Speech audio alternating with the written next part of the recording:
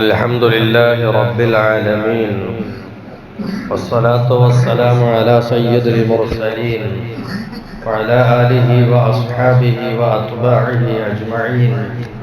أما بعد، فأعوذ بالله من الشيطان الرجيم.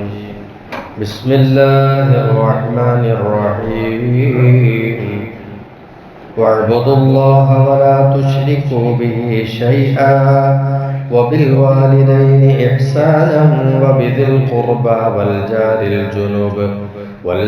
الجنب والصاحب بالجنب وابن السبيل وما ملكت أيمانكم إن الله لا يحب من كان مختالا فخورا. صدق الله العظيم. لا يدخل الجنة سيء الملكة. صدق نبينا رسول الله. ബഹുമാനമുള്ള മുഅ്മിനീങ്ങളെ, പവിത്രമായ വെള്ളിയാഴ്ചയുടെ പ്രഭാതത്തിലാണ് നാം ഈ നിസ്കരിച്ചിരിക്കുന്നത്. അള്ളാഹു നമ്മൾ ചെയ്ത ഇബാദത്തുകളൊക്കെ സ്വീകരിക്കട്ടെ.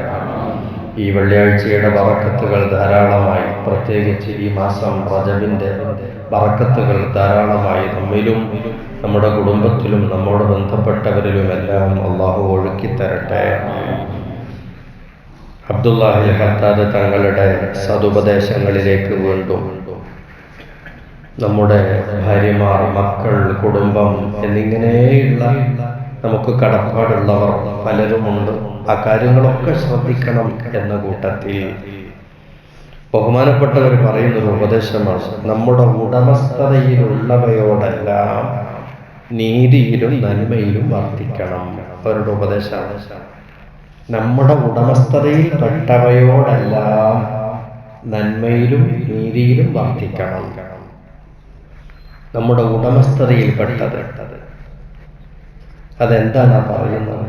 അതിൽ മനുഷ്യരുണ്ട്, മനുഷ്യരല്ലാത്ത മൃഗങ്ങളുണ്ട്, ജന്തുജീവികളുണ്ട്, ഒക്കെ എല്ലാത്തിനോടും നന്മയിലും നീതിയിലും വർത്തിക്കണം.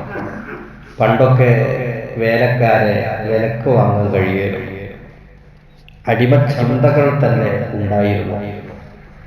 തിരുനബി സ്വല്ലല്ലാഹു അലൈഹി വസല്ലമ തങ്ങളുടെ കാലത്തിന് മുമ്പായി നാടായ നാടുകളിലൊക്കെ അടിമ സമ്പ്രദായം ഉണ്ടായിരുന്നു.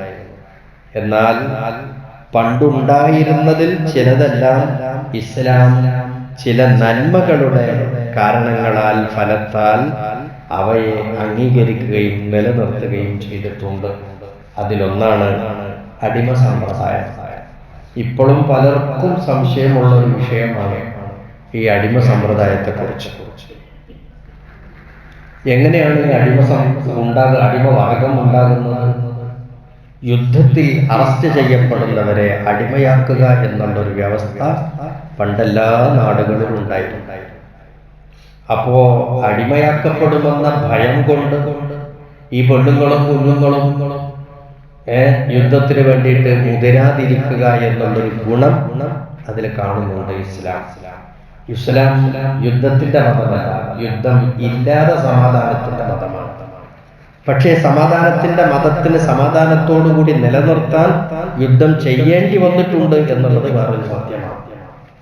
എന്നാൽ യുദ്ധരഹിതമായ സമാധാനപൂർണമായ അവസ്ഥയാണ് ഇസ്ലാം ലോകത്തിന് മുമ്പിൽ വിഭാവനം ചെയ്യുന്നത്. ആ കൂട്ടത്തിൽ യുദ്ധത്തിൽ പിടിക്കപ്പെട്ടാൽ അടിമയാക്കും എന്നുള്ളൊരു നിയമം നിലനിന്നാൽ എന്തുണ്ടാവും? അതുകൊണ്ട് ഗുണം. യുദ്ധത്തിലേക്ക് ഈ ആളുകൾ വരുന്നത് ഇല്ലാതെയാവും, അടിമത്തം ഭയന്നിട്ട് വരാതിരിക്കും. അപ്പൊ അത് ഗുണമാണ്. ആ നിലക്ക് അടിമ സമ്പ്രദായത്തെ ഇസ്ലാം വന്നപ്പോൾ നിലനിർത്തുകയും അംഗീകരിക്കുകയും ചെയ്തു. അതുപോലെ തന്നെ ലോകത്തിന്റെ ഒരു ക്രമമുണ്ട്, ഈ ദുനിയാവിന്റെ ഒരു ഘടനയുണ്ട്. എല്ലാവരും മുതലാളിമാരല്ല, എല്ലാവരും ധനികന്മാരല്ല. ധനികന്മാരും ദരിദ്രരും, മുതലാളിയും തൊഴിലാളിയും, കറുത്തവരും വെളുത്തവരും, പണ്ഡിതനും പാമരനും, ഇങ്ങനെ എതിരായിട്ടുള്ള രണ്ട് ചേരികളിലുള്ള ആളുകളുടെ സംയുക്തമായിട്ടുള്ള ഒരു സംഗമമാണ് ഈ ദുനിയാവ് എന്ന് പറയുന്നത്. എങ്കിലേ ദുനിയാവും നിലനിൽക്കുള്ളൂ. എല്ലാവരും ഒരേ ലെവലിലുള്ള ആളുകളാണെങ്കിൽ ദുനിയാവിൽ നിലനിൽപ്പുണ്ടാവില്ല.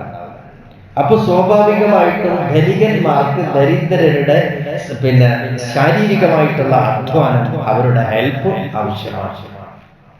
മുതലാളിമാർക്ക് തൊഴിലാളികൾ വേണം, എങ്കിലേ മുതലാളിമാരുടെ മുതലാളിത്തം നിലനിൽക്കും.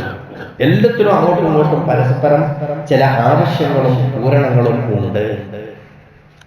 ആ ഒരു സന്തുലിതാവസ്ഥ നിലനിൽക്കാൻ കൂടിയാണ് ഈ അടിമ വ്യവസ്ഥിതിയെ നിലനിർത്തുന്നത്. ഇന്നും പല വീടുകളിലും വീട്ടുകാർ പലതരത്തിലുമുള്ള കഷ്ടപ്പാടുകളും പ്രയാസങ്ങളും അനുഭവിച്ചുകൊണ്ടിരിക്കുകയാണ്.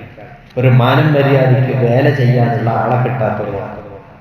എത്ര വയോവൃദ്ധരാണ് വീടുകളിൽ കഷ്ടപ്പെടുന്നത്. അവരെ പരിചരിക്കാൻ വേലക്ക് ആള് വരുന്നില്ല.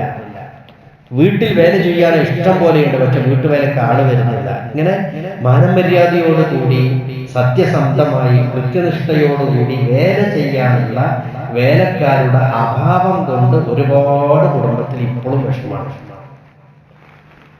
പക്ഷെ ഇന്നിപ്പോൾ അടിമ സമ്പ്രദായം ഇല്ല. ലോകത്ത് എവിടെ ഇല്ലാതെ കേൾക്കുന്നത്. അപൂർവമായിട്ട് ഇനി ഏതെങ്കിലും നമ്മുടെ പരിചയത്തിന്റെ അപ്പുറമുള്ള നാടുകളിൽ എപ്പോഴെങ്കിലും എവിടെങ്കിലും ഒക്കെ ഉണ്ടോ എന്നറിയില്ല, ഉണ്ടാവാം. എങ്കിൽ പക്ഷെ ഇസ്ലാം വെച്ചിട്ടുണ്ട് ഈ അടിമ സമ്പ്രദായത്തെ നിലനിർത്തിയപ്പോൾ തന്നെ അതിനൊരുപാട് നിയമങ്ങളും റൂൾസുകൾ കൊണ്ടുവന്നു. അവർ പൗരന്മാരാണ്, നമ്മളെപ്പോലെ മനുഷ്യരാണ്. അതുകൊണ്ട് ഒരിക്കലും വിവേചനം അവരോട് കാണിക്കരുത്. അവർക്ക് ഉപ്പ് തൊട്ട് കൽപ്പൂരം വരെയുള്ള എല്ലാ വസ്തുക്കളും അവർക്ക് ചെലവിന് ആവശ്യമായത് കൊടുക്കണം. നല്ല ഭക്ഷണം കൊടുക്കണം, അവർക്ക് വസ്ത്രം കൊടുക്കണം, അവർക്ക് പാർപ്പിടം കൊടുക്കണം എന്നല്ല. മുതലാളിമാരാകുന്ന നിങ്ങൾ കഴിക്കുന്ന ആഹാരം അവർക്കും കൊടുക്കുക, മുതലാളിമാരാകുന്ന നിങ്ങൾ ധരിക്കുന്ന ഉടുക്കുന്ന വസ്ത്രം അവർക്കും ഉടുപ്പിക്കുക, നിങ്ങളോടൊപ്പം അവരെയും കൂട്ടിയിരുത്തി ഭക്ഷണം കഴിക്കുക. ഇതുവരെ മര്യാദകൾ വരെ പഠിപ്പിച്ചു പരിശുദ്ധ ഇസ്ലാം. അത് മാത്രമല്ല, ചില പ്രായശ്ചിത്തങ്ങൾ ഇസ്ലാമിനുണ്ട്. ചില എന്തെങ്കിലുമൊക്കെ കടുംകൈകൾ ചെയ്തു പോയാൽ അതിനൊരു പരിഹാരക്രിയ. അതിനെന്താ? അടിമയെ അടിമത്തത്തിൽ നിന്ന് മോചിപ്പിക്കുക എന്നുള്ളതാണ്. ലക്ഷക്കണക്കിന് രൂപ വില വരും അടിമയെ വാങ്ങി മോചിപ്പിക്കാൻ. എങ്കിൽ ആ അടിമ മോചനത്തിന് ഇസ്ലാം പ്രോത്സാഹനം കൊടുത്തു. പരമാവധി അടിമകളെ മോചിപ്പിക്കുക. മഹാനായ അബൂബക്കർ സിദ്ദീഖ് റളിയല്ലാഹു അൻഹു ഒക്കെ അടിമകളെ മോചിപ്പിച്ചതിന് കണക്കില്ല. അതുകൊണ്ടാണ് പരിശുദ്ധ ഖുർആൻ ആ മഹാനവർകൾ ചെയ്ത സേവനത്തെ പുകഴ്ത്തി പറഞ്ഞിട്ടുള്ളത്. ഖുർആനിലുണ്ട്. അപ്പൊ ഓർമ്മപ്പെടുത്തുന്നത് അടിമകളോട് വളരെ നല്ല നിലക്ക് പെരുമാറാനുള്ള റൂൾസ് പരിശുദ്ധ ഇസ്ലാം എന്ത് ചെയ്തിട്ടുണ്ട്, കൊണ്ടുവന്നിട്ടുണ്ട്.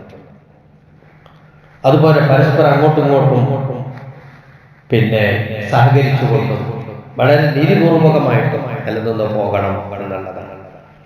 അന്ന് ആ അടിമകളെ വാങ്ങാൻ, വിലക്ക് വാങ്ങാൻ ചരക്കുകൾ വിൽക്കപ്പെടുന്നത് പോലെ ചന്തകൾ സൃഷ്ടിക്കപ്പെട്ടിരിക്കും. ആ ചന്തയിൽ പോയത് പോലെ വാങ്ങിക്കൊണ്ടുവരാം, അവർക്ക് നമുക്ക് വേലക്കാരായിട്ട് നോക്കാം, അവർ വേല എടുക്കാം. ഇങ്ങനെയുള്ള ഒരു സമ്പ്രദായം ഉണ്ടായിട്ടുണ്ട്.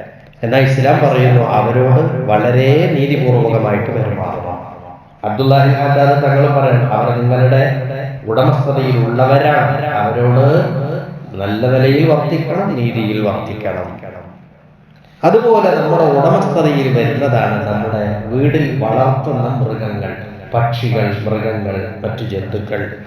അതൊക്കെ ഉണ്ടോ? അതിനോടൊക്കെയും നന്മയിലും നീതിയിലും വർത്തിക്കണം എന്നുള്ളതാണ് പരിശുദ്ധ ഇസ്ലാം പഠിപ്പിച്ചിട്ടുണ്ട്. തിരുനബി സല്ലല്ലാഹു അലൈഹി വസല്ലമ തങ്ങൾ പറയുകയാണ്, ലാ യദ്ഖുലുൽ ജന്ന, ഒരാൾ സ്വർഗ്ഗത്തിൽ കടക്കൂല. ഏതൊരാൾ? സയ്യിഉൽ മൽക, തന്റെ ഉടമസ്ഥതയിൽ വന്ന വസ്തുക്കളോട് മോശം പെരുമാറ്റം നടത്തുന്ന ഒരാള് സ്വർഗ്ഗത്തിൽ കടക്കൂല. അത് അടിമകളാവട്ടെ, ഈ പറയുന്ന മൃഗങ്ങളാവട്ടെ, ആടും പശുവൊക്കെ വളർത്തുന്ന ആളുകളുണ്ട്, ഫാം നടത്തുന്ന ആളുകളുണ്ട്. പക്ഷെ അവർ വളരെ ശ്രദ്ധിക്കേണ്ടതുണ്ട്. അവർക്ക് കിട്ടേണ്ടത് ഏതെങ്കിലും ഒന്ന് കുറഞ്ഞു പോയാൽ നമ്മൾ റബ്ബിനോട് മറുപടി പറഞ്ഞു. അപ്പൊ അവയോട് ഉടമസ്ഥതയിൽ ചീത്തയായി പെരുമാറുന്ന ഒരാൾ സ്വർഗത്തിൽ പോകില്ല എന്നാണ്. അപ്പൊ വളർത്തു മൃഗങ്ങളെ കഷ്ടപ്പെടുത്തിയാൽ പോലും സ്വർഗം കാണൂല. പക്ഷികളെ കുറിച്ച് വളർത്തുന്ന ആളുകളുണ്ട്. ചില ആളുകളൊക്കെ വളർത്തപ്പെടുന്ന പക്ഷികൾ എന്നൊരു ഐറ്റം ഉണ്ട്, അതിനെ വളർത്താൻ പറ്റുള്ളൂ. അതായത് കാട്ടിലൂടെ പാറി നടക്കുന്നത്, പാറിപ്പോകുന്ന ചില പക്ഷികളുണ്ട്, അതിനെ പിടിച്ച് കൂട്ടിലിട്ടിട്ട് കഷ്ടപ്പെടുത്താൻ പാടില്ല. കൂട്ടിലിട്ട് വളർത്തേണ്ടതായിട്ടുള്ള പക്ഷികൾ ഉണ്ടെങ്കിൽ അതിനെ കൂട്ടിലിട്ട് വളർത്തുമ്പോൾ തന്നെ വളരെ ശ്രദ്ധ അവയുടെ കാര്യത്തിൽ ഉണ്ടാകണം എന്നുള്ളതാണ്. അബ്ദുല്ലാഹി ഹദ്ദാദ് തങ്ങൾ പറയും, والبهائم أن يتعهدها ويتفقدها ويحسن النظر عليها. കണ്ടോ, നിങ്ങളൊരു മൃഗത്തെയോ അല്ലെങ്കിൽ പക്ഷിയോ അങ്ങനെ എന്തെങ്കിലുമൊക്കെ സാധനങ്ങളൊക്കെ നിങ്ങൾ വാങ്ങിയിട്ടുണ്ടെങ്കിൽ അതിന്റെ കാര്യത്തിൽ നല്ല സൂക്ഷ്മത ഉണ്ടാകണം, അതിനെക്കുറിച്ച് എപ്പോഴും അന്വേഷണം നടത്തണം, അതിലേക്ക് നല്ല നിലക്കുള്ള നോട്ടം ഉണ്ടാവണം. ആ കാര്യങ്ങളൊക്കെ സ്വന്തം ഏറ്റെടുത്ത് ചെയ്യണം. സെക്കൻഡ് ഓപ്ഷൻ, അല്ലെങ്കിൽ ഉത്തരവാദിത്വം കാണിക്കുമെന്ന് ഉറപ്പുള്ള ഒരാളെ അതിനെ ഏൽപ്പിക്കണം. മിൻ ഔലാദിഹി, ഓന്റെ മക്കളോ വേലക്കാരോ ആരെങ്കിലും ഉത്തരവാദപ്പെട്ട ആളെ ഏൽപ്പിക്കണം. അവർക്ക് വേണ്ട, ഈ മൃഗങ്ങൾക്ക് വേണ്ട പരിചരണം നടത്താൻ. ഒരു ഫാം നടത്തുകയാണെങ്കിൽ അതിന് വേണ്ട പോലെ പരിചരണം നടത്താൻ വേലക്കാരെ വെക്കണം. അതിന് നല്ല ശമ്പളം കൊടുത്തിട്ട് ആളെ നിർത്തിയിട്ട് ഒരു കുറവും ആ മൃഗങ്ങൾക്ക് വരാൻ പാടില്ല. ആ നിലക്ക് കൈകാര്യം ചെയ്യണം എന്നുള്ളതാണ് പരിശുദ്ധ ഇസ്ലാമിന്റെ സന്ദേശം. അത് അബ്ദുല്ലാഹി ഹദ്ദാദ് തങ്ങൾ നമ്മളൊക്കെ ഉണർത്തിയിട്ടുണ്ട്. പിന്നെ ചരിത്രം എല്ലാവരും കേട്ടിട്ടുണ്ടാവും. തിരുനബി പഠിപ്പിച്ച ഒരു ചരിത്രം, പൂച്ചയെ കെട്ടിയിട്ടു, അതിന് ഭക്ഷണം കൊടുത്തില്ല, വെള്ളം കൊടുത്തില്ല. അക്കാരണത്താൽ ഒരു പെണ്ണ് നരകത്തിൽ പോയി എന്നുള്ളൊരു വിവരം അള്ളാഹുവിന്റെ സൂത്രം പഠിപ്പിച്ചിട്ടുണ്ട്. അതെന്താ? ഈ പൂച്ച നമ്മുടെ വീടുകളിൽ വളർത്തപ്പെടുന്ന ഒരു മൃഗമാണ്. അതിനെ കെട്ടിയിടാൻ പാടില്ല. അതിന് ആഹാരം കൊടുത്തും വെള്ളം കൊടുത്തുകൊണ്ടും കൂട്ടിലടക്കണമെങ്കിൽ കുഴപ്പമില്ല. കൂട്ടിലടച്ചിട്ട് ഭക്ഷണമൊട്ട് കൊടുത്തുമില്ല, തുറന്നു വിട്ടിട്ട് അതിന് സ്വന്തമായിട്ട് പിന്നെ ആഹാരം തേടാനുള്ള അവസരവും നൽകിയില്ല. അതിനെ കഷ്ടപ്പെടുത്തി കളഞ്ഞു. അക്കാരണത്താൽ അല്ലാഹു നരകം കൊടുത്തു.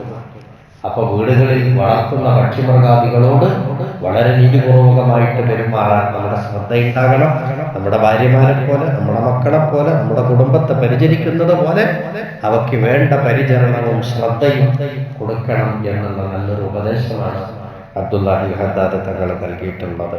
അല്ലാഹു തആല നമുക്കെല്ലാവർക്കും ജീവിതം നന്നാക്കി തരുമാറാകട്ടെ.